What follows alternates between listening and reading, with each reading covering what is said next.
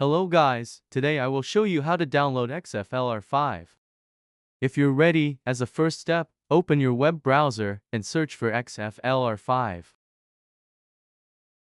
Then click on the official XLFR5 website, xlfr5.tech. Click Downloads and you will be redirected to the download page.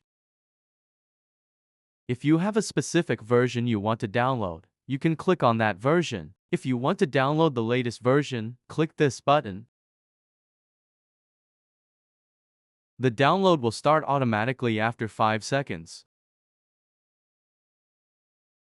After the download is complete, you need to extract the downloaded zip file. To do this, you need to have an extractor tool installed on your computer. You can easily and quickly download and install WinRAR or 7-zip.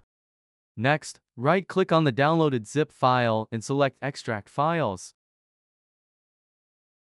Finally, click the OK button.